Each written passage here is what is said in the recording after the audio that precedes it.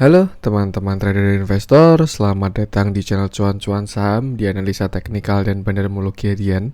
Seperti biasa, hari ini hari Rabu 21 Juli 2021, hari yang kalau menurut saya menarik karena saham-saham yang bagus, pergerakannya bagus. Dan jelas saya yakin teman-teman pasti menunggu analisa konstruksi yang pernah kita bahas dulu kalau sudah ada tanda-tanda rebound dan ternyata jalannya sekarang. Nanti kita bahas saham konstruksi dan juga beberapa saham pilihan yang menarik. Buat teman-teman yang ingin support donasi atau memberikan tip ke cuan-cuan saham secara sukarela, bisa. Caranya tinggal klik link di Sosiabas. Terus teman-teman bisa kirim donasi untuk cuan-cuan saham dan bisa kirim-kirim pesan juga buat saya. Lalu buat teman-teman yang ada pertanyaan, kritik atau saran, silakan sampaikan aja via DM Instagram atau komen YouTube, dan setiap pertanyaan teman-teman kalau sudah ada waktu pasti akan saya jawab. Lalu jangan lupa support terus channel Cuan-Cuan Saham dengan cara like, comment, share, dan subscribe, karena support teman-teman itu gratis, tinggal pencet-pencet aja. Tapi itu sangat berarti buat konten kreator seperti saya ini. Oke, langsung aja. Seperti biasa, kita akan ke transaksi dulu. Ini transaksinya membesar ya. Setelah kemarin hari Senin, hari kejepit nasional tuh 9 triliun kalau nggak salah ya. Hari ini sudah 11 triliun lagi. Cukup bagus. Dengan pergerakan asing, hari ini net buy jumlahnya 132 miliar di IHSG. Bukan jumlah yang terlalu besar di IHSG. Dengan net buy terbesar dipegang Bank Mandiri lagi. Ini udah saya bilang ya, ini bakal ada sesuatu di Bank Mandiri. Dah yakin saya. Ketika nanti kondusif jalan, Bank Mandiri saya yakin paling bagus. Tapi sepertinya hari ini saya nggak bahas blue chip dulu. Big Bang nggak saya bahas, dan untuk waktunya nanti mungkin lebih ke saham-saham second liner karena hari ini baru bagus-bagus, banyak yang ingin saya bahas. Jadi untuk hari ini mungkin blue chipnya mohon maaf tidak saya cek dulu. Lalu ada Astra 70,3 miliar, lalu Bank BRI 60,6 miliar, Mika 40 miliar, Telkom 38,2 miliar, Inco 30,4 miliar, dan MDKA 19,4 miliar. Masuk saham-saham yang dijualin asing, pertama ada MTEK 60,4 miliar, lalu ada BBCA 45,1 miliar, INKP 18,1 miliar, BBTN 9,7 miliar, BVIN 8,7 miliar, dan ERA 7,6 miliar. Lalu ada Adaro 5,8 miliar. Oke, langsung aja kita akan masuk ke IHSG dulu yang kita perlu bersyukur teman-teman. Kenapa? Karena kemarin itu tanggal merah ya, hari libur. Kalau yang teman-teman tahu 2 hari yang lalu itu bursa US itu pada koreksi cukup dalam. Bahkan kalau nggak salah Dow Jones itu turun sampai 2%. Dan saya yakin itu malam Selasa, waktu kita Selasanya libur kan, hari libur Idul Adha. Itu saya yakin kalau misalkan pasar kita buka Selasa bakal koreksi dalam itu, karena hampir semua indeks kayak indeks regional dan juga indeks US itu pada koreksi cukup dalam. Cuman beruntungnya tadi malam sudah pada rebound, jadi kita ikutnya hitungannya hijau, karena kalau kita ngecek di RTI itu hijau.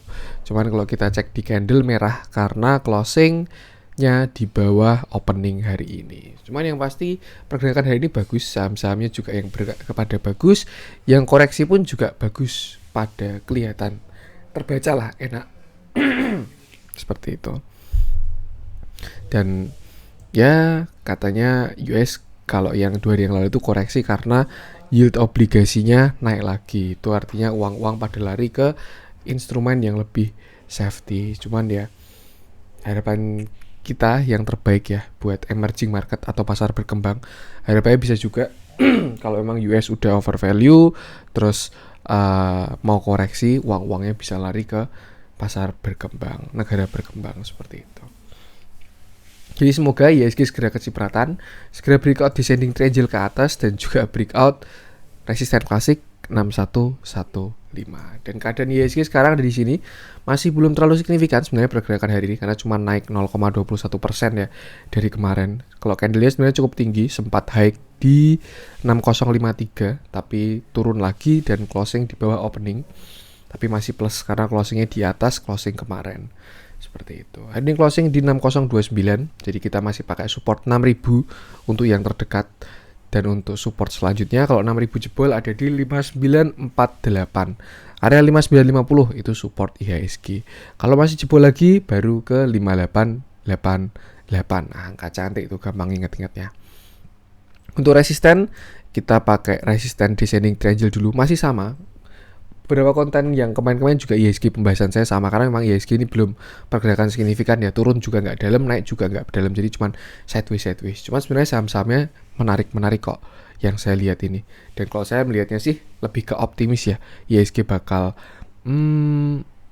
jalan lagi, tanda-tanda breakout harusnya. Seperti itu. Untuk resisten, ada resisten trend ini yang membentuk descending triangle. Kalau besok Kamis berarti ada di sekitar sini, sekitar 6095. Dari kemarin turun terus karena memang arahnya ke bawah ya, garis warna biru ini. Kalau besok di 6095, artinya besok bisa dilihat kalau IHSG ke 6095 apa yang terjadi. Kalau kuat breakout itu bagus sekali, tapi kalau ada pelemahan harus siap-siap karena itu melemah saat di resisten. Kalau misalkan bisa breakout descending triangle, targetnya jelas resisten yang sangat berat karena berkali-kali dites itu masih belum berhasil breakout. Tapi seharusnya ya semakin sering di retest itu semakin lemah resisten atau support itu. Jadi ada tanda-tanda juga harusnya 6115 ini semakin lemah dan segera breakout. Semoga. Tuh, tadi kalau descending triangle-nya di area 6090-an breakout, lanjutnya ke 6115. Dan kalau menurut saya target pribadi ya, kalau saya mau mengatakan IHSG bullish atau rally atau pergerakan nanti bakalan bagus, kalau menurut saya setelah IHSG breakout 6115 aja.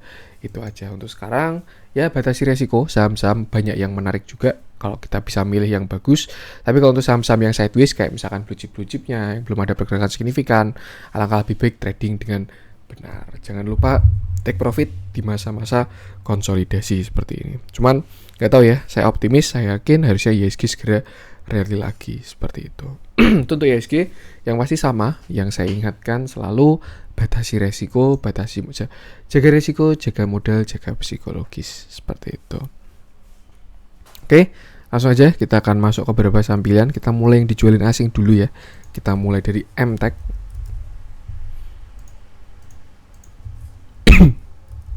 Yang sebentar lagi menyambut IPO Bukalapak. Bahkan penawarannya sudah closed ya, sudah tertutup ya. Kalau nggak salah saya baca-baca di konten-konten itu. Tapi kok malah semakin turun seperti itu.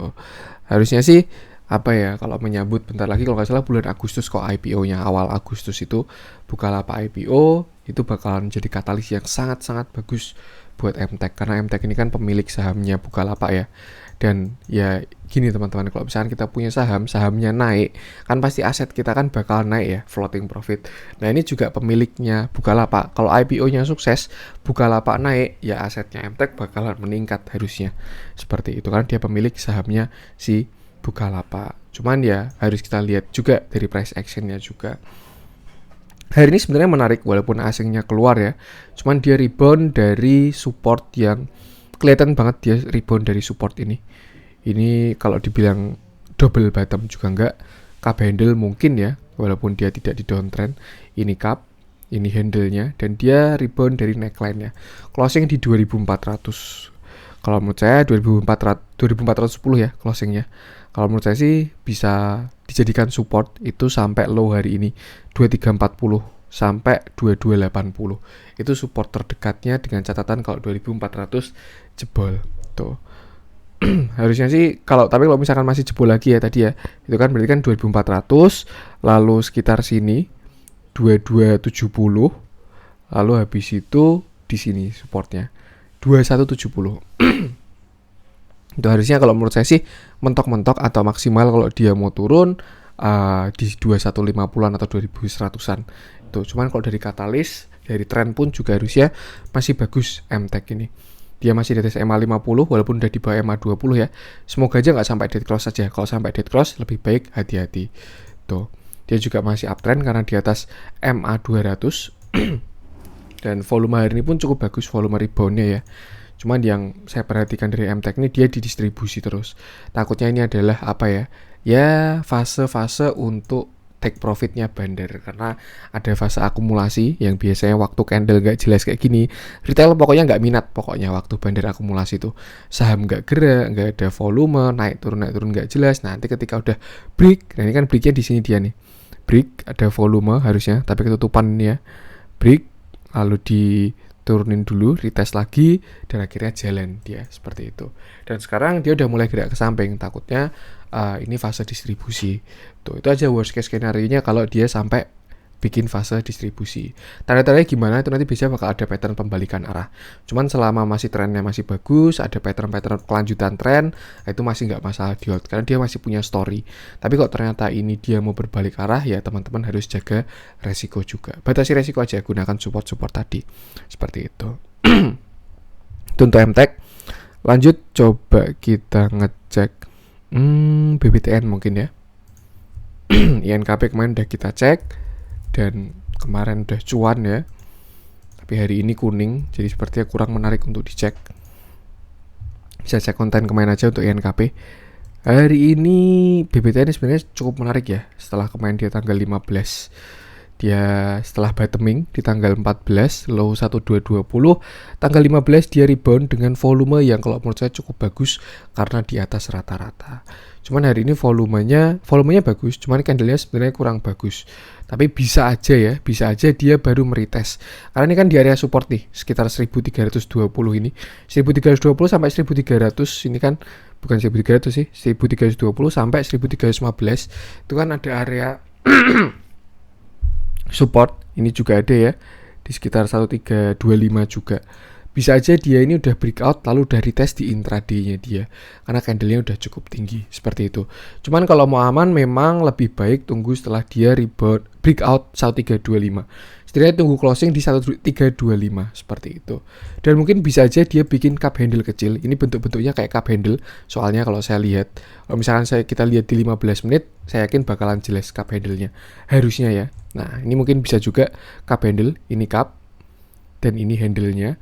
Dengan neckline di sini 1320 pas 1320 sampai ya kalau shadow ke atas sih sampai sini 1330, tapi kalau ke bawah sampai 1305. Tuh makanya kenapa support itu lebih baik gunakan area seperti itu. Dan waktu breakout pun juga lumayan volumenya si BBTN ini. Lalu dia bisa aja ini udah retest intraday. Yang pasti kalau misalkan dia ke 1300, kalau menurut saya cukup menarik kalau dia ke 1300. Tapi batasi resiko juga. Untuk support selanjutnya di sini kelihatan banget ya di 1275 ini. Tuh, jadi teman-teman mungkin kalau mau masuk ke BBTN bisa 2 kali di support. Misalkan di 1300-an itu masuk 60%, terus di 1275 di 40%, sisanya. Kalau enggak ya silakan masuk di 1300-an, tinggal pasang stop loss di bawah 1275 seperti itu. Cukup menarik, ada apa ya? Belum konfirmasi sih untuk pembalikan arah. Tapi bisa mulai dipantau. Ini biasanya dia baru mau bikin pola-pola pembalikan arah. Karena divergennya pun juga belum ada ya. Indikator ke bawah, ini juga indikatornya. Sebenarnya indikatornya udah ke atas ya untuk yang MACD-nya. Ini dia ada divergen yang cukup besar. Dari 16 April dia ke atas, tapi dari 16 April mana tuh? Sini berarti ya. Sekitar sini dia ke bawah terus. Artinya tren itu sudah semakin melemah. Ya ini bisa dijadikan peluang sebenarnya kalau misalkan dia mau berbalik arah. Cuman yang perlu diwaspadai adalah dia masih downtrend untuk saat ini. Itu aja.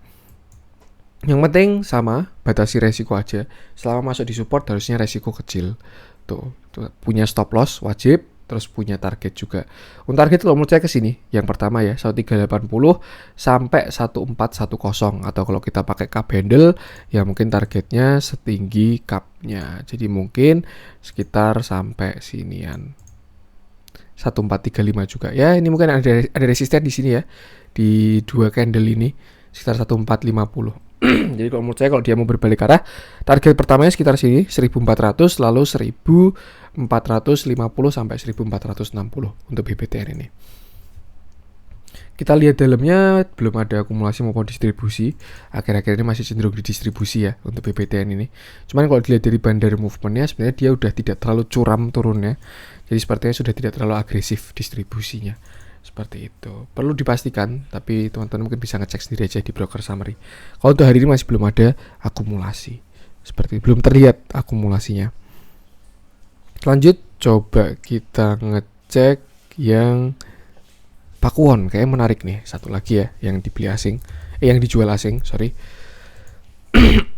Karena setahu saya properti itu masih pada turun, saham-saham properti ya. Ini Pakuwon barangkali bisa mewakili. Nah ini Pakuwon rebound hampir 4% ya, 3,96 dengan volume yang cukup bagus. Sorry. Volumenya bagus, volumenya besar di atas rata-rata dan sudah ada divergen. Cukup menarik, ini setidaknya minimal ya. Minimal ada dead cat bounce untuk si Pakuwon ini. RSI-nya sudah divergen, MACD-nya juga sudah divergen. Harga ke bawah tapi indikator ke atas. Makanya hari ini kalau menurut saya ini sudah konfirmasi pertama dari candle. Sebenarnya kalau konfirmasi pertama lagi ketika dia sudah tidak membuat low baru. Low-nya kan kemarin ya 404. Sebelumnya sini 404. Ini ya low-nya 404. Jadi dari tanggal 14 Juli sebenarnya dia sudah tidak buat low baru. Makanya kenapa kadang kalau saya bilang saham yang baru turun pakai low terakhirnya. Nah kalau misalkan dia membuat low baru ya artinya dia masih ke bawah. Seperti itu. Tapi ternyata low-nya terakhir di tanggal 14 di 404 ini. Lalu tanggal 19 juga low-nya 404 dan hari ini rebound 3%. Untuk divergennya sendiri kalau misalkan dia nanti sampai golden cross juga ya, targetnya jelas ke resisten sebelumnya. Itu di sekitar sini. Ini ada resisten 440. Jadi kalau menurut saya ini Pakuwon ada target ke 440. Setidaknya minimal dead cat bounce sampai situ. Tapi kalau misalkan mau pembalikan arah karena dia ini baru downtrend ya. Dari sini ketika dia puncak 15 Maret ini ketika dia downtrend.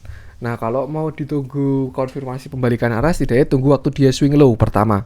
Pertama waktu swing low kalau dia membuat higher low, ketika dia buat swing low, nanti kan dia naik, terus koreksi kan. Nah, ketika dia koreksi dan membuat higher low, nah itu konfirmasi lagi. Nah, kalau mau konfirmasi yang lebih bagus ketika dia udah breakout downtrend ini. Seperti itu, setidaknya arah harusnya ke atas. Tuh, tapi ini ada tanda-tanda pertama untuk Pakuwon ini. Biasanya kalau teman-teman lebih agresif, suka spec buy, bisa masuk dari sekarang. Tapi jangan lupa take profit, karena takutnya konfirmasinya selanjutnya gagal seperti itu. Target 440 kalau menurut saya. Lumayan menarik ini. Kalau cari-cari dead cat bounce berapa persen tuh berarti kalau masuk besok ya dengan asumsi openingnya 5%an lah. Seperti itu untuk Pakuwon. Untuk dalamnya masih belum ada akumulasi. Akhir-akhir ini didistribusi walaupun sebelumnya terlihat diakumulasi ya dari 17 Juni ini sampai tanggal 13 Juli. Tapi setelah itu seminggu ke belakang didistribusi. Ini juga big distribusi. Ya kalau biasanya kalau bentuk-bentuknya kayak gini ya, kalau udah divergen tapi belum ada akumulasi itu biasanya nanti terjadi dead cat bounce doang seperti itu.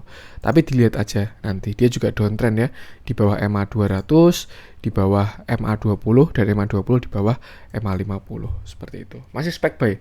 Amannya kalau teman-teman tipikal swing tunggu konfirmasi dulu aja. Seperti itu. Masuk coba kita cek yang dibeli oleh asing. Kita cek kayaknya Inco aja. Yang hari ini nikel-nikelan pada koreksi. Nanti kita cek Antam juga mungkin. Nah, kita cek dulu nikelnya. Sebenarnya saya udah ngecek ya tadi malam waktu saya screening saham. Nikel memang baru koreksi, teman-teman. Ketika pasar tutup juga 19 Juli buka ya, kemarin Senin. Tuh, kan biasanya kan kalau nikel tuh kan diresponnya 1 hari setelahnya. Jadi kalau misalkan merah, harusnya tanggal 20-nya saham-sahamnya pada merah. Tapi karena tanggal 20 pasarnya libur, diresponnya hari ini tanggal 21. Hari ini pun juga turun sebenarnya candlenya. Cuman kalau menurut saya masih bagus ini untuk nikel ini. Dia mencoba untuk kembali. MA 20-nya udah ada di atas MA 50 dan ya market structure-nya udah membuat tren baru. Nih, dia udah arahnya ke atas ya. cukup menarik sebenarnya setelah dia kemarin di sini ada bantingan itu dan mulai kembali ke atas lagi seperti itu. Cukup menarik kalau menurut saya untuk saham-saham nikel nih, sudah mulai pada inflow juga. Cuman ini sesuatu yang wajar kenapa Antam hari ini koreksi, Tins koreksi, Inco koreksi, ya karena nikelnya baru koreksi. Slow aja, harusnya masih bagus kalau menurut saya. Terlihat juga diakumulasi terus kok untuk si saham-saham nikel ini.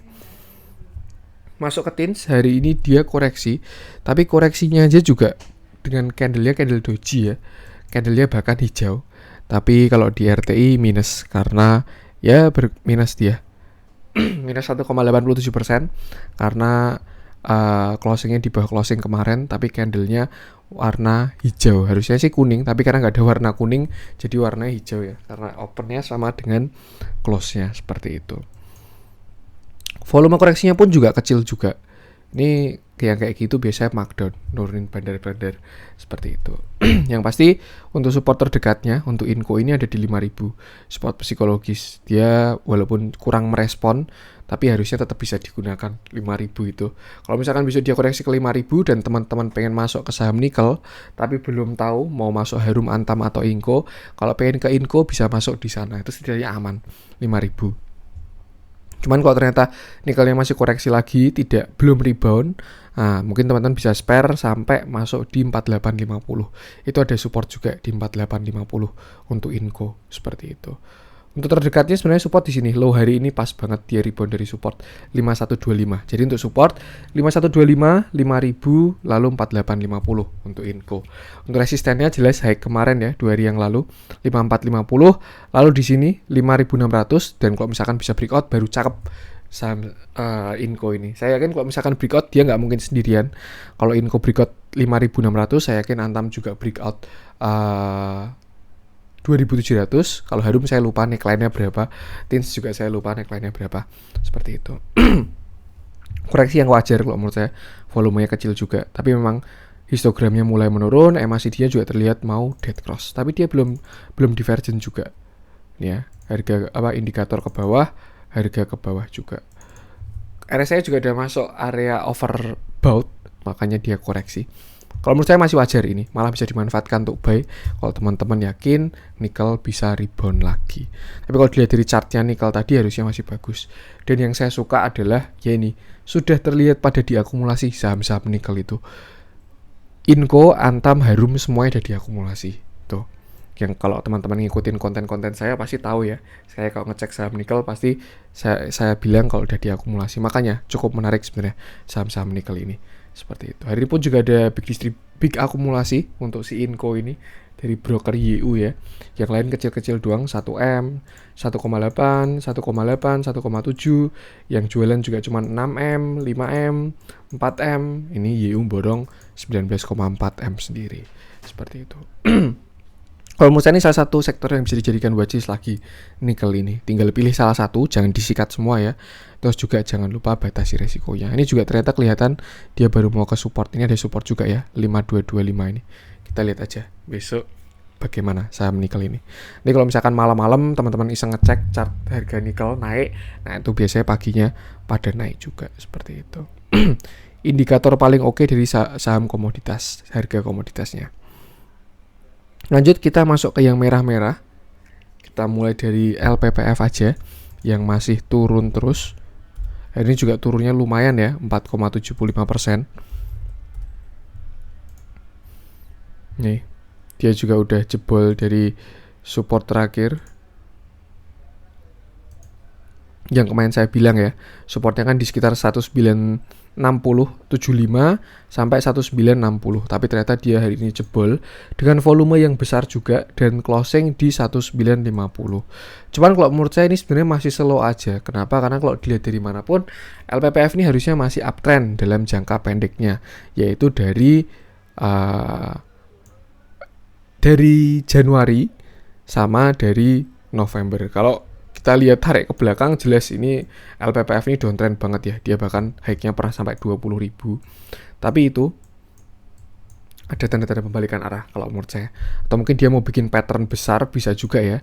Ini udah ada cup besar, nih calon dia bikin handle mungkin bisa juga. Dan yang saya suka karena dia masih belum jebol dari trennya ini. Dari sejak Januari ada garis hijau ini. dia nurut sama ini ya. Ini juga ini di sini dia mantul. Ya, saya nyambunginnya sini sama sini sih. Jadi dihitungnya dari sini. Di sini dia mantul. Nah, artinya besok dilihat aja apakah besok dia bertahan atau tidak dalam tren ini. Kalau menurut saya selama dia, kalau besok kan garis hijaunya di 1850 ya.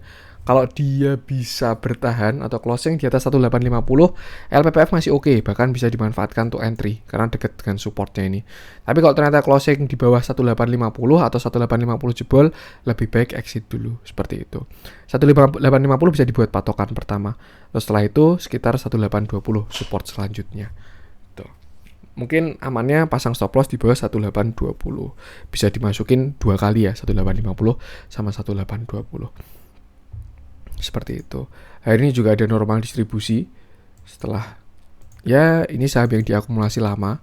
Saya ngikutin dulu waktu diakumulasi ya, 10 November ini. Dan mulai ada yang keluar, tapi masih belum semuanya kok. Kalau kita lihat dari akumulasinya masih ya mungkin baru setengah barang tuh. Tapi nggak tahu juga kalau mau dibuang semua barangnya, tidak tahu juga. Yang pasti batasi resiko aja. Untuk ini moving average juga EMA 20 masih di atas EMA 50, tapi harga sahamnya sudah mulai closing di bawah EMA 50. Warning pertama sih, yang penting batasi resiko aja. Tapi tren-tren lain masih belum pada jebol. Seperti itu. Apakah dia mau retest EMA 200? Bisa juga. Karena setelah dia breakout, belum di retest ya, walaupun sempat gerak ke samping. Seperti itu. Yang pasti intinya sama, batasi resiko aja untuk LPPF ini. Lanjut, kita cek Medco. Kemarin ada request juga. Dan Medco turun lumayan dalam ya. Saya nggak ngecek harga minyaknya, saya lebih ke apa ya, mungkin membahas ke red issue-nya aja. Sebenarnya kemarin tuh Medco itu mau bagus, saya sempat menjadikan watchlist juga, tapi ternyata gagal dengan patternnya. Ini ya yang saya bilang bagus kemarin. Kalau misalkan dia sampai berhasil breakout sini, sekitar 800 kalau dia bisa breakout, saya yakin bakal masuk besar di Medco ini. Kenapa? Karena ada pattern besar ya, inverted head and shoulder. Ini shoulder kiri, ini head dan shoulder kanan. Dengan catatan breakout 800. Tapi ternyata tidak jadi breakout 800. Dia high-nya cuma sampai 780 doang, terus akhirnya turun koreksi. Ini menyambut red issue. Sebenarnya suatu yang biasa sih, red issue turun tuh. Kadang red issue bisa naik, kadang red issue bisa turun. Biasanya kalau misalkan naik itu karena sahamnya mau diborong sama bandar, karena red issue itu kan ada jatahnya ya. Misalkan kita rasionya 1:10 atau 10:1 kalau saya nggak kebalik-balik. Itu artinya adalah setiap 10 lot itu bisa beli 1 lot. Artinya kalau teman-teman mau beli 1000 lot, teman-teman harus punya 10.000 lot. Makanya biasanya kalau mau red issue saham pada diborong dulu, pada dibeli biar pada ya intinya pada dibeli lah. Kekuatan buy-nya besar itu karena mau borong right issue-nya. Tapi kalau misalkan right issue-nya kurang menarik, ya yang terjadi bakalan turun. Kenapa? Karena nilai atau valuasi saham itu bakal terdelusi karena saham itu semakin besar, semakin banyak beredar. Jadi kepemilikannya semakin besar dan nilainya semakin turun, seperti itu. Ini kalau menurut saya mungkin efek right issue juga. Cuman sebenarnya kalau dari katalis bagus, Medco ini dia mau IPO juga kalau nggak salah, anak perusahaannya itu, tapi belum pasti ya, ada kepastiannya belum pasti. Story-nya sama kayak MTech, kalau sampai anak perusahaannya IPO, aset pasti bakal naik. Tapi ya kalau kita lihat sebenarnya sudah kurang bagus si Medco ini, karena dia jebol 550. Kemarin ya dia jebol 550-nya, kemarin closing di 555 belum, berarti hari ini baru jebol 550 ini. Tuh. Kenapa saya bilang jelek? Yang sebelumnya ada potensi inverted head and shoulder, sekarang jadi malah double top. Ini top 1, top 2. Dan kalau benar-benar mau sesuai target patternnya, harusnya dia bisa turun sampai setinggi cupnya, setinggi topnya kalau double top ya. Nah, sampai sini lagi 330, pas kena supportnya di sini ya. Apakah benar bisa terjadi? Saya tidak tahu juga. Yang pasti kalau by teori ada potensi. Cuma nanti kita lihat aja, kita pantau turunnya. Harusnya di sini sekitar 500 nih ya. Area 500 sampai area 450-an itu harusnya bakal jadi support kuat banget sih. Sebelumnya di sini resisten, di sini neckline cup handle, di sini ya pokoknya itu area kuat. Tuh, kalau misalkan dia sampai jebol 450, kalau menurut saya bisa mungkin potensi sampai ke 330 mengejar target double topnya. Tapi kalau dia udah bertahan di 500, ya coba positive thinking aja. Nanti kita lihat. Siapa tahu di 500 dia juga udah divergent, artinya tren semakin melemah, itu bakalan menarik. Seperti itu. Arah masih ke bawah, habis jebol double top juga. Cuman yang bagus adalah dia sudah masuk area oversold. Mungkin skenarionya ya, besok Medco ini bisa rebound ke 550. Cuman kalau saran saya itu jangan buat entry tapi buat exit.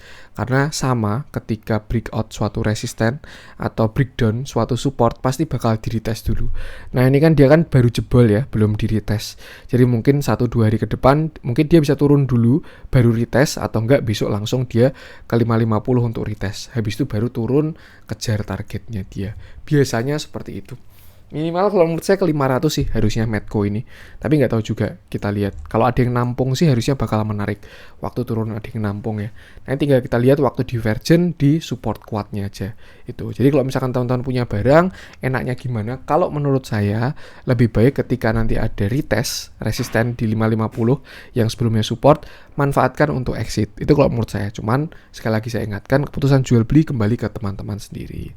Ini juga akhir-akhir ini mulai terlihat di distribusi. Ini ya, saya waktu itu melihat dia di akumulasi itu kayak, wah ini breakout 800 cakep banget ini.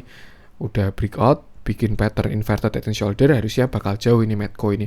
Pagi anak perusahaannya mau IPO, tapi ternyata malah diturunin ya. Tuh. Tapi sebenarnya kalau mau fair-fairan juga akumulasinya masih lebih besar daripada distribusinya. Jadi ya lebih masih 50-50 sih. Wait and see dulu aja. Tuh, cuman kalau jeleknya dia ada jebol dari support neckline-nya ini, seperti itu. Indikator juga ada ke bawah semua, belum divergent juga. Histogram ke bawah, MACD curam ke bawah. RSI doang yang agak mendingan karena udah masuk area oversold. Ya, yang penting sama, batasi resiko aja. Lebih baik di area 500 kalau mau beli. Tuh. Itu untuk Medco. Lanjut, coba kita ngecek agro kemarin udah. Nah, ini Antam ternyata masuk losers. Kita cek sekalian. Tadi nikelnya udah ya, kalau teman-teman nonton di sesi Antam doang. Kalau mau lihat pembahasan nikel bisa cek di sesi pembahasan Inco. Itu saya bahas nikelnya di sana. Antam juga turun, hari ini turun 3%, cukup besar. Tapi volumenya kecil sekali ya. Ini mirip-mirip sama Inco tadi ya. Waktu turun volumenya kecil. Itu biasanya nurunin retail-retail di waktu bandar pakai apa ya? Pakai menggunakan momentum penurunannya nikel lah. Waktu nikel koreksi, turunin harganya biar retail-retail pada keluar. Kelihatan dari volume yang kecil ini. Dan untuk support terdekat Antamnya dari sekitar 2.500. Kalau menurut saya kalau teman-teman pengennya masuk ke Antam, itu bakalan oke kalau di 2.500. Tapi kalau teman-teman mau lebih aman lagi, ya bisa spare sampai ke sekitar 2480. Tuh, 2540 atau 2550 sampai 2480. Itu untuk area entry buyout weakness-nya si Antam. Tapi kalau mau buyout breakout itu lebih baik tunggu setelah dia breakout 2700 karena bakal ada double bottom besar, dan saya yakin nikel sudah jalan kalau dia breakout 2700 seperti itu. Jadi kalau teman-teman mau buy before breakout, ya belilah sebelum dia breakout 2700 dengan catatan harus yakin Antam bisa breakout. Tapi itu trading dengan tanpa kepastian ya, karena kalau trading yang bagus tuh harusnya setelah konfirmasi. Jadi kalau misalkan kita lihat potensi double bottom atau kayak tadi ya, contoh ya, saya bilang ada potensi di Medco tadi ada potensi inverted head and shoulder, ya ditunggu breakout-nya dulu, breakout dengan konfirmasi. Seperti itu. MACD-nya juga mulai melemah, garis MACD-nya mau mengarah ke bawah, histogramnya juga mulai melemah. Seperti itu. Untuk RSI-nya tapi masih belum masuk area oversold.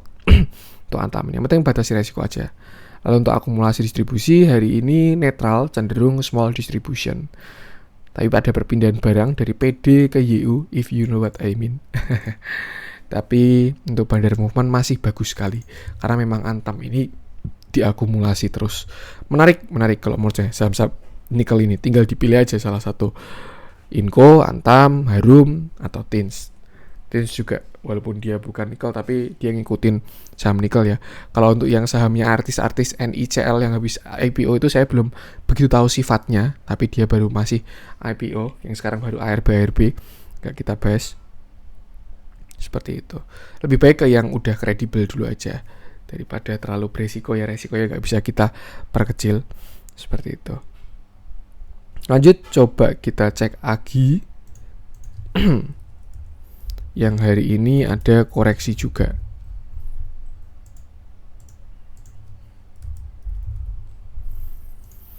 AGI koreksi 2,7% dan sepertinya 1700 ini resisten yang cukup kuat. 1730 sampai 1780. 1640-an juga yang warna hijau ini 1640-an ya. Dia malah closing di bawah support untuk hari ini. Tuh. Ini memang apa ya? Berkali-kali area 1700 ke atas tuh nggak breakout.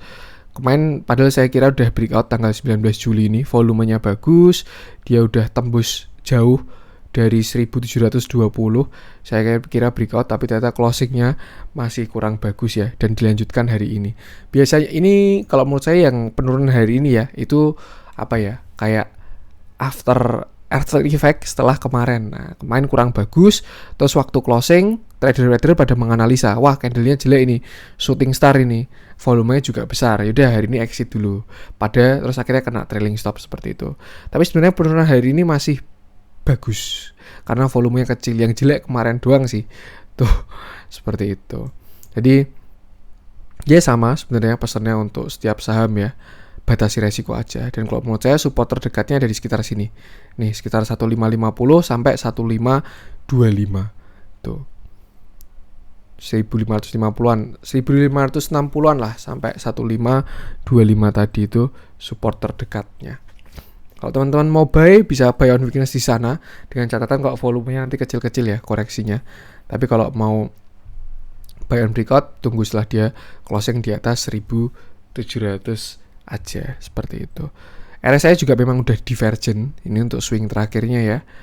Jadi memang ada potensi koreksi setelah dikonfirmasi dengan candle kemarin. Sama kasusnya sebenarnya waktu kalau kita lihat di bawah ya. Tapi ini terjadi di atas tuh, dan targetnya ke support terdekatnya. Berarti kalau menurut saya ini untuk AGI ada potensi turun sampai ke sekitar 1530-an. Itu kalau menurut saya, tapi nggak tahu juga, nanti kita lihat aja. Ini ya, indikatornya turun tapi harga naik dari sini. Nah, ini kalau kita pakai shadow atau pakai closing sama-sama naik semua dan udah terkonfirmasi dengan candle kemarin, makanya hari ini turun. Cuman yaitu bagusnya turunnya hari ini volumenya kecil. Yang penting sama, batasi resiko aja. Tuh. Kuat sekali ini resisten 1700-an ini. Karena memang saya yakin banyak yang nyangkut di area sana. Jadi ketika harga jemput ke sana, pada exit yang pada nyangkut di sini, yang pada kapok sama AGI ini. Tapi kalau misalkan dia bisa breakout 1700 harusnya bagus. Wow, ternyata ada yang menarik ya hari ini. Dia ada yang nampung broker PD. Tapi ini PD-nya kayak PD spesial. Tuh. Hari ini ada big akumulasi untuk si AGI dari broker top 1, top 3 maupun top 5. Cukup menarik karena turun dengan volume kecil dan ada yang nampung juga. Seperti itu. Tapi ya sama, batasi resiko aja. Tuh. Dan batasi resiko di support terdekat sekitar 1525. Itu untuk AGI. Lanjut kita ke TINS. Nah, sebelum kita bahas TINS, ini saya mau minta maaf dulu teman-teman. Kemarin saya pernah, ini barusan saya analisa tadi malam sih. Dulu saya pernah bilang TINS itu jelek kalau udah breakout 1500. Ternyata salah, saya melewatkan satu hal ya. Yang sebelumnya ini RSI-nya kan, kalau RSI nggak ada divergent ya. Karena RSI-nya ke bawah dan harganya ke bawah. Makanya saya bilang, dia jebol dari area demand, nggak ada divergent, ya ini menurut saya jelek. Tuh, waktu kemarin saya bilang TINS jelek. Tapi semalam tuh saya waktu ngecek TINS ini ternyata ada divergent besar banget. Waktu dia turun ke 1000, waktu dia jebol 1500. Nih, indikator MACD-nya kuat banget ke arah ke atas, tapi harganya ke bawah. Makanya inilah jawaban. Saya kemarin kan cari-cari ya, mencari tahu kenapa kok TINS itu bisa rebound, apa yang miss dari analisa saya, padahal dia habis jebol area demand 1500. Ternyata itu saya melewatkan MACD, saya lebih ke RSI karena memang tampilannya lebih jelas RSI ya, warnanya bagus, ada ping-pingnya, terus juga ya ini MACD kurang kelihatan kalau nggak di double klik gini. Dan ternyata itu saya melewatkan divergence yang sangat besar. Itulah makanya kenapa setelah dia ada candle candle konfirmasi awal, ini ada doji lalu naik 5%, ada volume, belum ada volume sih waktu ya, ada volume kecil sih ini. Terus setelah itu volumenya mulai besar di sini. Seperti itu. Ya itu udah lewat. Ternyata ada yang kelewatan juga analisa saya. Seperti itu. Dan sekarang dia ada koreksi dan sudah sampai ke support pertamanya di sekitar 1650 sampai 1615 harusnya. Sebenarnya karena dia masih di 1600-an ya. Kalau menurut saya TINS ini kembali ke analisa awal yang saya bilang sih. Kalau mau masuk lebih baik di dekat 1600 sampai 1500. Itu ada area demand dan harusnya kuat. Dan ini barusan gara-gara saya iseng ngezoom, saya melihat ada inverted head and shoulder ternyata, walaupun agak bias ya ini ya. Ini shoulder kiri, ini head, ini shoulder kanan dengan neckline di sekitar sini memang 1650 sampai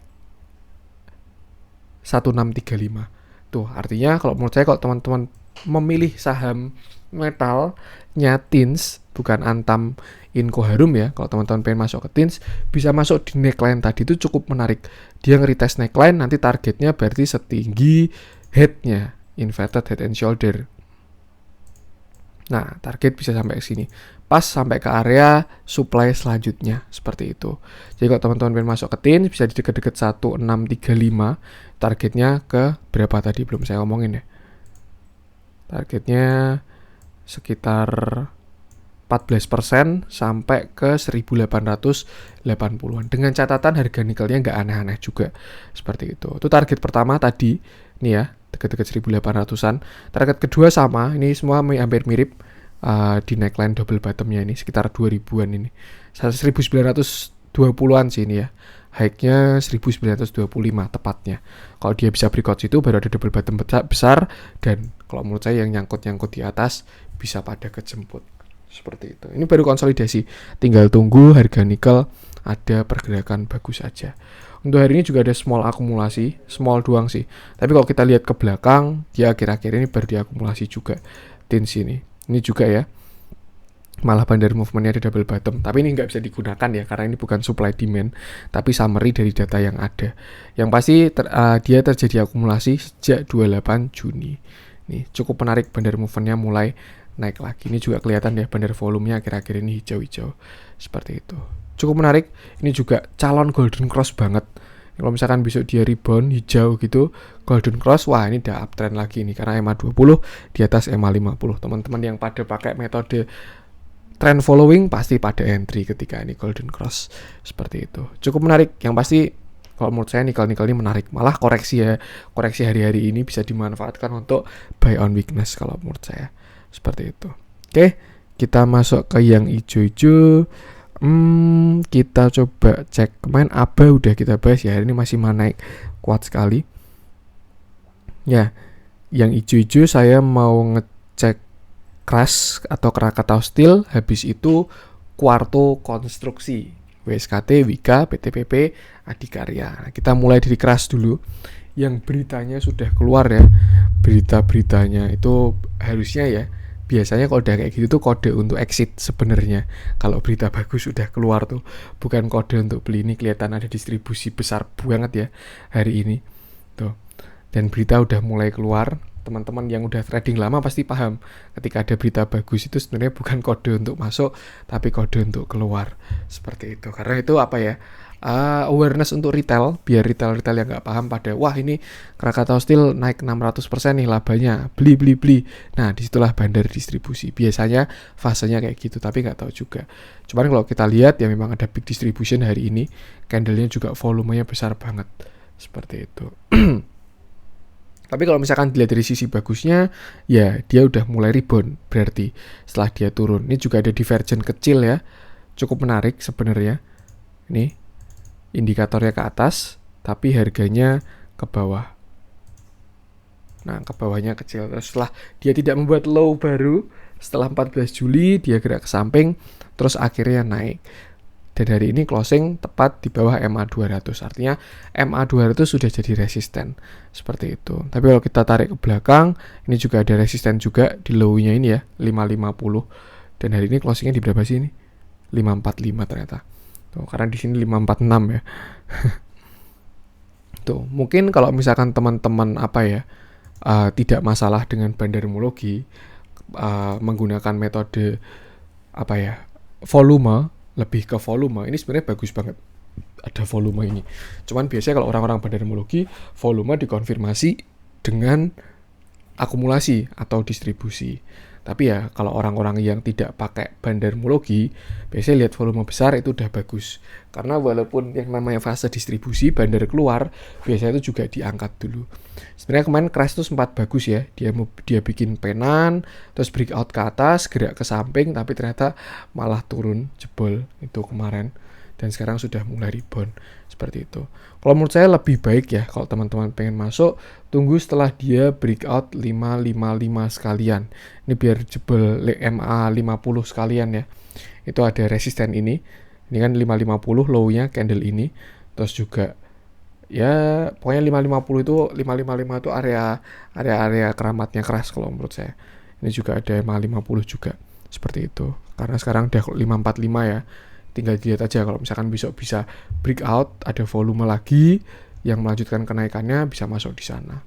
Ini juga ada resisten di sini 575 ini. Jadi mungkin masuknya bagus setelah 575. Seperti itu untuk crash.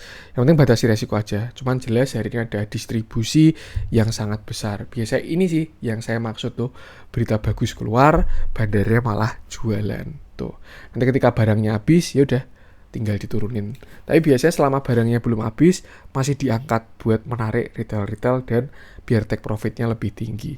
Seperti itu. Biasanya fase seperti itu. Yang penting saya ingetin, batasi resiko aja. Kalau teman-teman punya barang, atau tadi hari ini ikut entry, ya stop loss-nya jangan lupa tetap. Atau kalau udah profit, ya trailing stop-nya jangan lupa. Tuh. Oke, itu untuk crash. Kita lanjut ke saham-saham konstruksi. Kita mulai dari WSKT dulu. Itu saya pernah bahas saham-saham konstruksi ya, tapi bulan lalu, dan ternyata jalannya hari ini.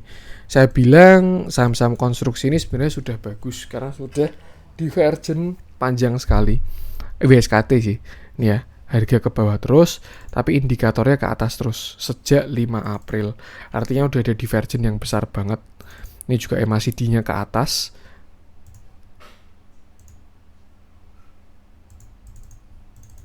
Sedangkan harga ke bawah. Itu kan regular bullish divergence yang terjadi ya ini. Ini fenomenanya sama kayak waktu BRIS kemarin dia rebound ya. Dia ada divergent terus akhirnya rebound. Sama kayak INKP juga divergent, kuat, akhirnya rebound seperti itu. Dan tinggal kita lihat aja dia bisa rebound dari kapan. Sebenarnya kalau mau bagus, kalau tonton mau buy on weakness, ya masuknya sekitar di 800-an. Tapi ya itu yang kayak waktu saya bahas waktu konten konstruksi itu ya, saya bikin konten khusus konstruksi. Waktu itu saya bilang WSKT masuklah di 800-an, dan ini ternyata low-nya benar-benar sampai 800, dan setelah itu dia sudah tidak membuat low baru. Artinya konfirmasinya di candle ini, karena paling bawah 800. Setelah itu kan low-nya ini ya 830, lalu dia sudah tidak membuat low baru, dan akhirnya naik karena mungkin divergennya sudah semakin kuat dan sudah golden cross juga seperti itu. Karena kalau dari MACD golden cross-nya udah di sini 12 Juli ini, artinya udah divergennya udah terkonfirmasi dan jalannya hari ini. Ini dilihat dari mana-mana harusnya bagus sih. Volumenya juga besar, rebound-nya ini, dan juga sampai breakout MA 50 juga ya, closing di atas MA 50. Harus ada akumulasi kecil, small akumulasi. Cuman setahu saya ini WSKT ini diakumulasi terus. Khusus WSKT kalau nggak salah waktu saya bikin konten bulan lalu itu, yang saya cek itu ya. Nih, dilihat dari bandar movement-nya, dia diakumulasi terus soalnya bandar movement-nya. Bandarnya ke atas. Seperti itu. Cukup menarik, biasanya tanda awal dari kebangkitan saham-saham yang habis koreksi panjang ya. Seperti itu. Tapi kalau mau tunggu konfirmasi kedua, sama, tunggulah waktu dia retrace. Nanti kalau misalkan dia kepentok resisten, terus bikin candle pembalikan arah, inverted hammer, shooting star, tweezer top, nanti tinggal dilihat aja 0,618-nya di mana. Nanti kalau dia berhasil bertahan di sana, biasanya itu membuat konfirmasi kedua dan lanjut ke atas seperti itu. Untuk supportnya ada di sini 940, jelas banget ini 940. Kalau dia ke 940 dengan volume kecil, kalau menurut saya kalau teman-teman pengen masuk ke WSKT, itulah saat yang tepat. Itu 940. Karena kalau ke 800, kalau menurut saya harusnya ada enggak ya. Karena ada yang akumulasi waktu dia turun dan divergen ini. Tuh. Untuk target udah hit target sih dari divergennya. Belum, sorry. Targetnya ke sini berarti 1150 kalau dari divergennya ya. Karena dia divergen dari sini dan high terakhirnya di sini. Tuh. Kita lihat aja apakah bisa sampai ke 1150. Dan kalau menurut saya target di sana. Tapi ya belum pasti hit target juga ya. Target itu ya memang saya bilang WSKT targetnya 10.000 kan juga gak masalah juga kan. Tapi kalau by analisa saya, by yang biasa terjadi ketika divergen dia akan menuju high sebelumnya saat divergen. Kalau misalkan baru divergen di atas ya low sebelumnya. Jadi itu kalau menurut saya targetnya kalau WSKT nggak aneh-aneh ya. Lagian dia juga ada akumulasi bagus tuh. Target ke 1135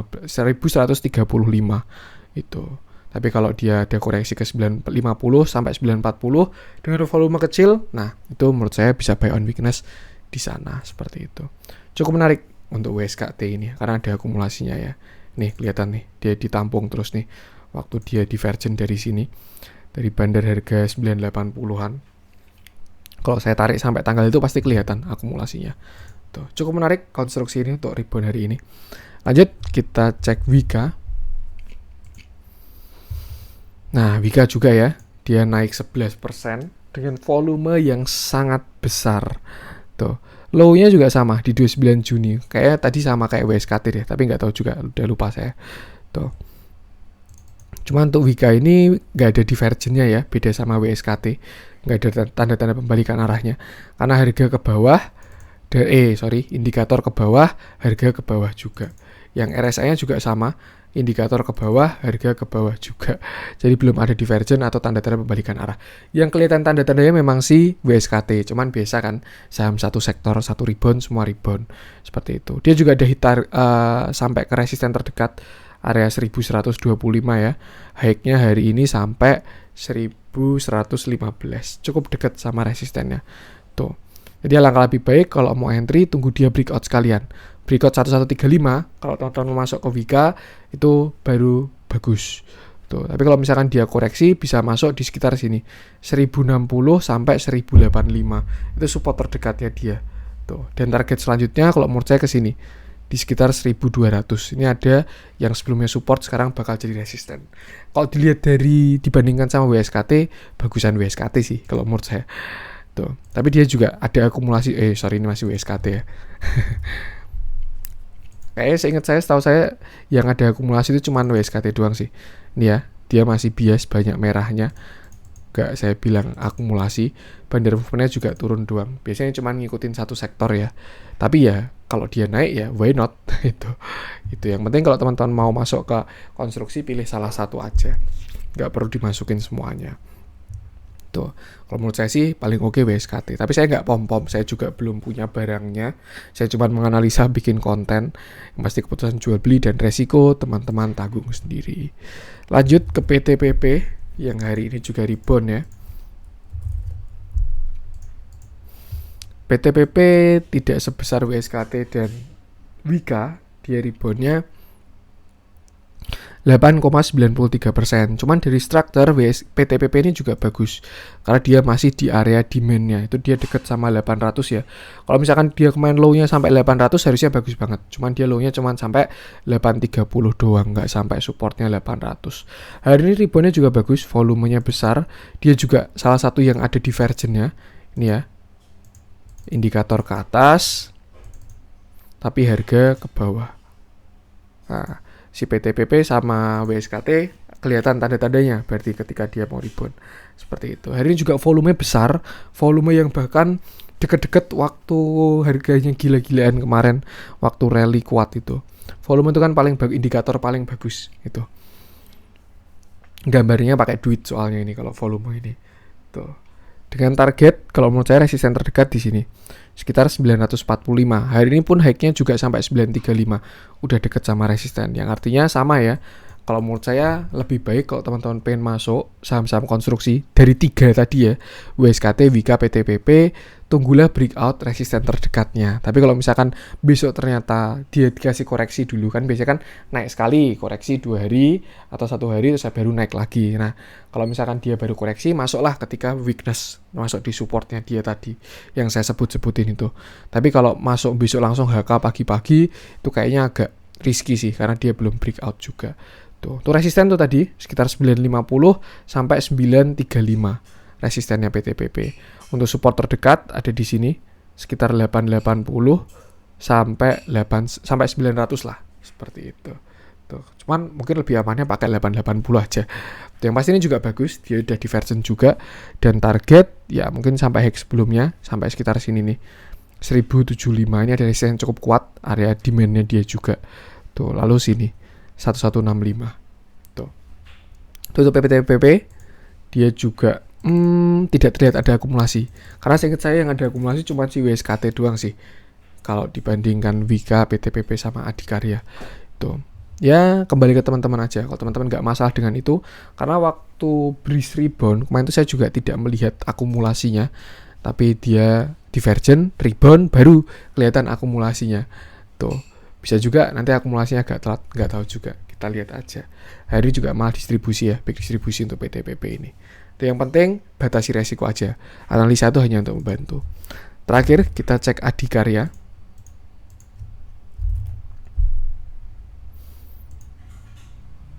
Nah, ini sebenarnya yang paling saya suka sih karena dia paling volatil ya.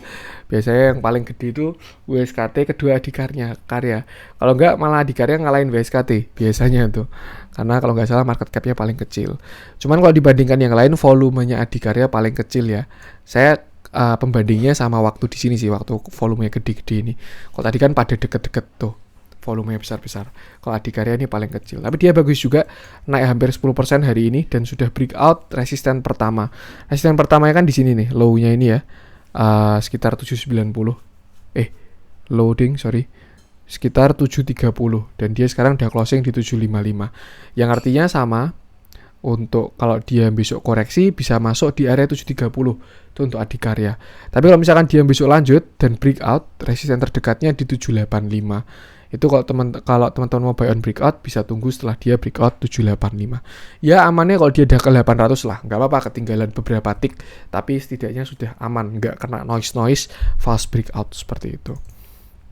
Adikarya juga ada divergent, tapi tidak terlalu besar ya kalau dibandingkan WSKT yang divergentnya gila-gilaan tadi. Jadi yang nggak ada divergent cuma Wika doang. Adikarya, PTPP, WSKT ada divergent semua. Cukup menarik untuk saham konstruksi hari ini ya. Tuh, cuman kita lihat aja nanti ke depannya apakah dia lanjut menguat atau ke samping dulu atau malah ke bawah lagi untuk membuat pattern double bottom, kita lihat aja. Yang pasti hari ini bahasanya itu sudah ada kode dari bandar kalau konstruksi sudah mau rebound. Itu kalau menurut saya. Nah, buat teman-teman yang nyangkut, pengen average down, bisa mulai set strategi masuk di mana. Seperti itu. Cukup menarik saham konstruksi ini. Adikarya hari ini juga ada small akumulasi sama normal akumulasi. Tapi kalau ke belakangnya dia masih distribusi. Cuman WSKT doang yang ada akumulasi. Ini bandar movement-nya juga turun. Seperti itu. Tuh ya. Ya, yang penting pesan saya sama. Resiko selalu ada. Tinggal batasi resikonya. Oke, gitu untuk konten hari ini. Semoga bermanfaat. Kalau ada kurangnya saya mohon maaf. Support terus channel Cuan-Cuan Saham dengan cara like, comment, share, dan subscribe. Karena support teman-teman itu gratis, tinggal klik aja. Tapi itu sangat berarti buat konten kreator seperti saya ini. Oke, sekian dari saya. Salam cuan.